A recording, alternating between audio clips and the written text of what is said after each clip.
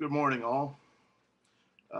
Hey, since it's a Saturday, I figured I'd do just a quick video on some stuff I haven't seen too many other people talk about. And in preparations for things, if you have a bow laying around, uh, tune that sucker up and get some arrows for it and make sure it's working right. This is my Browning Mirage. It's a pretty old bow. You can see it's a really nice bow. I mean, but it's 25 years old or so. It's a 60 to 85 pound adjustable draw, and I'll tell you what, on that 85 pounds, that's a good elk setting. And this bow is for old as it is. It keeps up with a lot of the new snazzy bows. It'll shoot an arrow about 250 feet per second or so, and that's with a heavy, muzzy broadhead. And buy a lot of arrows. I did this quite a while ago. I got 7 dozen of these arrows, and these are Easton. Of course, everybody uses carbons now. These are Eastons, and these just have some antelope, real light broadheads on them.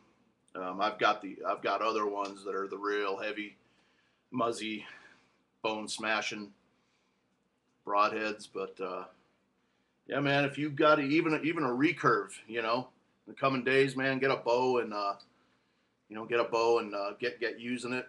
It's kind of a hard thing to pick up now, because really, to shoot a bow real well, you've got to put a lot of work into it. It takes just a ton of practice, and not quite like a handgun. You can go out and learn to hit a target and you're okay. But yeah, these are a little bit tougher. I was going to include in this video too, me and a couple friends were talking about beef jerky recipes. So I was going to try and show it on my video cam, but it just, it's going to be too rough, so I'm just going to include it below. And as far as gear, man, I'll tell you what. Here's another one of my K-bars. And I don't remember what they call this one, but this is a cool knife. I picked it up years ago. I don't think they make this one anymore. Well, it's a K-bar something. It's kind of like a jungle, camp survival knife or something. But I always thought it just looked kind of cool. I've also got the K-bar Super Bowie on order. I found one of those for a pretty good price. That's a cool knife. There's that one. Hey, guys doing knife videos, I'll tell you what, they're awful proud of their knives. Some of those videos go on for 5 minutes before they ever show anything. This is my little hunting knife. This is also a Browning. It's a little just Browning skinning knife. This is ain't that a little sweetie? Hey, anybody tell me what line from a movie that was in? Get a 5 free internet bucks. A little Browning skinning knife. Yeah, just knives all over the place. This one's cool. This is a Spyderco, one of their customs. Check that out. I don't really use it much. I carry the other one I showed you in my last video. But I heard a good interview last night. It was real thought-provoking. AC Griffith, and he was kind of saying what I've really been saying a lot. I see so many of these guys in these whatever it is, a blog TV or a Freedomizer radio. I don't go to them much, but a whole lot. I'll sit in if they have a good guest. But I tell you what, there's a lot of people who are on this kick that they got this all figured out, and the military and the cops are just going to come in and just beat ass, and there's nothing you can do. And well, he was saying, kind of like I've been saying it too for a long time.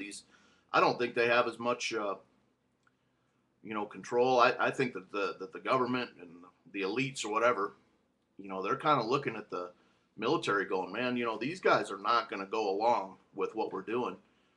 And I think that's what, what's his name, Crystal, you know, I don't think he was necessarily that pissed off with just Afghanistan. I think he knows what their plans were coming up here, and he said he didn't want anything to do with it. And we had all these sheriffs, remember, we had all these sheriffs resign a while back. It was probably what, like 4 months, 5 months ago now? A bunch of sheriffs resigned nationwide. Remember that? Well, you know, I think when this stuff happens and they do their austerity, I really think that, you know, a lot of these cops and a lot of these military are going to see what's going on and say, you know, I'm out of here. I'm going back to, you know, take care of my family best I can, or they might take the other side. But I don't think that they have it planned out as well as they would have people believe. You know, there's nothing you can do against the military. You know, if that was true, heck, they'd have Afghanistan wrapped up by now. But they can't make any progress there. And the morale too, you know, a lot of those guys over in Afghanistan are saying all we're doing is sitting around, you know, guarding the people's opium poppy fields, and they're upset with it. You know, they see it's a damn fraud. Now, what are they going to do when they tell everybody to go and just start rounding up all the Americans, put them in camps or whatever? These guys are going to look around and say, you know what, I really don't want anything to do with this. You know, that's pretty much my opinion. But some will, of course. But then again, even if you had the whole military, would they even be able to secure the top 5 cities in this country? I see it as an impossibility. There'd be such chaos, and even if they were dealing with that, that basically means you can go do whatever you want. You know, you in the downtowns of these areas, if you live on the outskirts, you're free to move. You know, just get the hell out of town and go. But you know, this is a big country.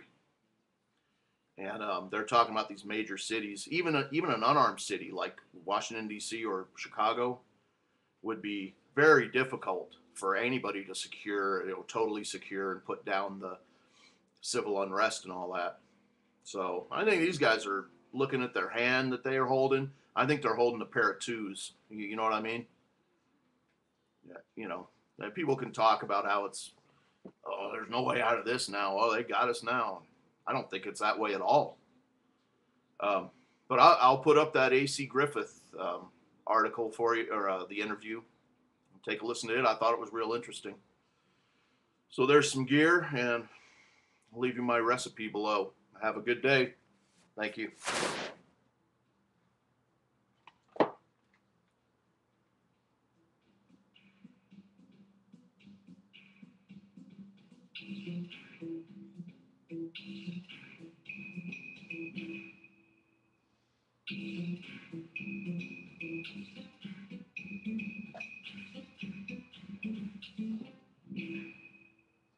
It's the Fusion Pro Glide Challenge. Woo!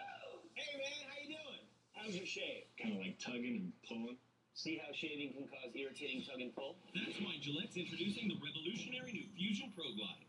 It glides, like literally. Now Fusion Pro Glide has been engineered with Gillette's thinnest blades ever, so it glides for less tug and pull. Turn shaving into gliding and skeptics into believers. New Fusion Pro Glide. And warm up before you shave for incredible comfort with new Pro Series Thermal Scrub. What can Comcast broadband do? It can give businesses the power to grow. It can put a world of knowledge right at your fingertips and allow young minds to flourish. That's why Comcast is giving free broadband to thousands of schools, libraries, and community centers across the country, and helping to improve digital literacy with One Economy and the Digital Connectors program. Comcast is speeding toward a broadband nation. There's quite a few of us. You can reach us any time of day. 24/7. 365 days a year we are open. You can always reach a live person. We are listening to our customers. We're here for you We schedule appointments around your schedule. because you have a life. We walk into a home, we treat that home like it's our home. We always put on boot covers to make sure we don't track any dirt into their homes. We're going to take care of the customer on the phone or in your home. We'll always be there when you need us. Get real life support. Guaranteed. Call 1-800-XFINITY.